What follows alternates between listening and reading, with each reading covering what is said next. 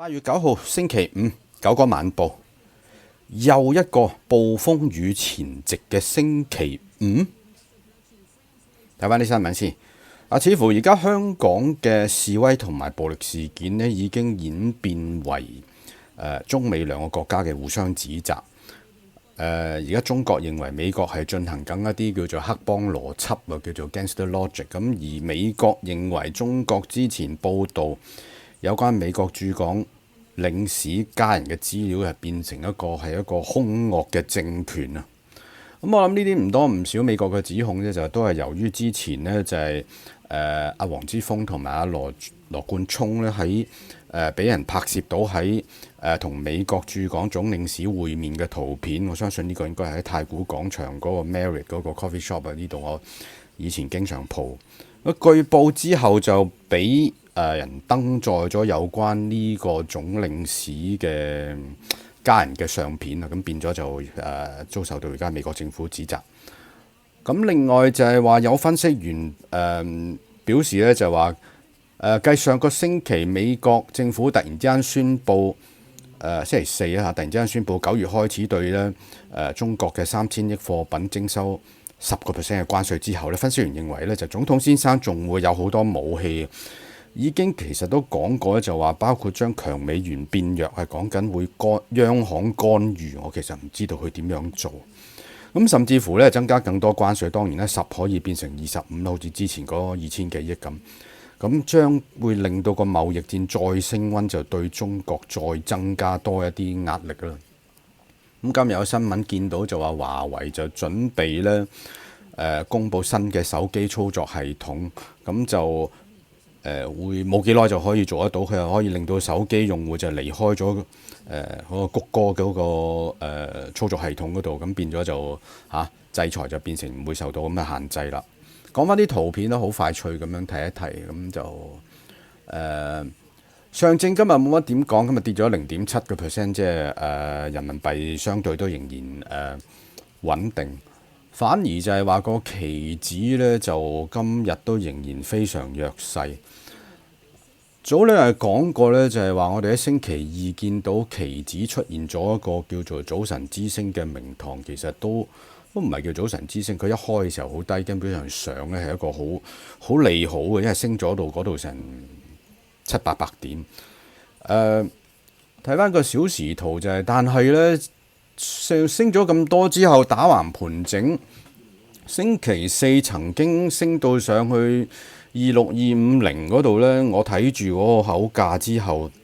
2分鐘卜一聲好大盤跌咗成50點啊，超過呢個第一啦。今朝早亦都係呢，喺開市嘅時候去到26200呢，基本上即刻一嘢就一棍打落嚟，都係去到26100嗰度。嗰個沽壓非常之嚴重，好少見。我相信呢，基金經理都喺週末之前都因為政治風險呢就減倉。冇狀況呢，下個星期一我相信先回補。向下邊睇呢，我相信之前我哋睇嗰個255，即係嗰個叫做50週平均線嗰個，應該會係一個重要支持。都要睇下今晚嗰個美股嘅走勢。俾翻今日嘅主題咧，係唔係暴風雨前夕？其實就我喺標期嗰度睇到啲嘢，咁就亦都係早兩日提過呢，就係話佢喺上個星期同埋今個週初急跌，去到跌穿咗200天平均線喺大概279幾嗰度之後呢，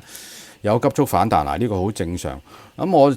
早兩日都有提到咧，就話個反彈目標係基本上係0.5至到0.618個區間，應該大概喺2900至到2930幾。咁其實今日個50天都喺2938嗰度。果然嚟到呢度停咗。嚟到呢度停咗呢，我哋唔可以咧馬上話呢個係見頂。其實見到喺4小時圖嗰度，佢喺50 MA 咧打咗成大半日，不分勝負。咁我會咁講呢，就係話要跌穿咗，譬如呢啲10 MA 可能係大概喺2900嘅時候呢，咁先至可以確定呢吻別完成。大幅下跌之後上去 Goodbye Kiss，即係咁落得翻穿翻呢啲水平呢，就先有機會下跌。如果果然跌穿咗2900，跟住再持續下跌，我相信可以估計今個浪可以會同呢一個下跌大概250幾點，咁喺呢度去計可能會跌到去2700以下，唔係話今晚就到，不過就話呢個會可能係一個下跌嘅目標嚟。呢個就係話係咪暴風雨前夕？就今晚可以似乎我睇個技術形態就有啲咁樣嘅危險喺度。可以睇翻呢，用10年個債息就呢兩日其實呢個禮拜應該都係喺呢個1.6極端跌落去，跟住抽翻上1.8，而家去咗1.7嘅中間嗰度。今晚睇住呢個係領先指標，睇下會點樣行嘅時候呢，令到我哋都可以幫助到我哋個睇法。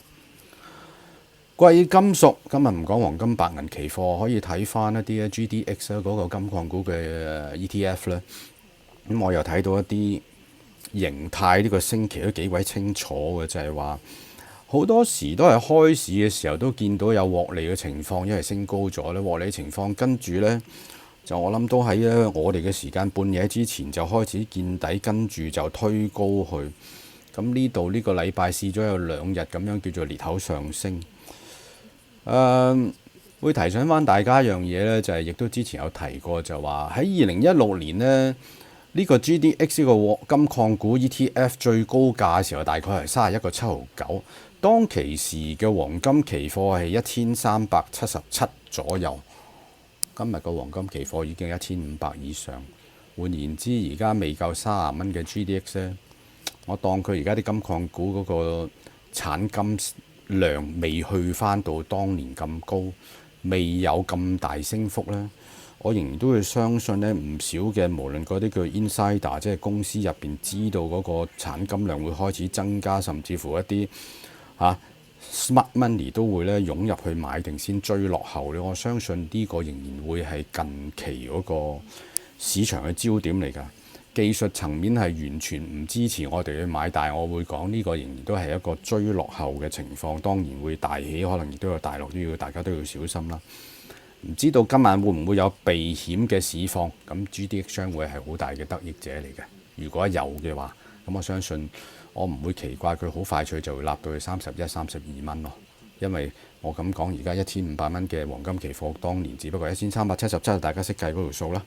好啦，講到呢度有咩問題，大家簡短問啦，我就盡量作答啦。記得點讚、subscribe 同埋撳埋鈴鐘仔，多謝大家時間，拜拜。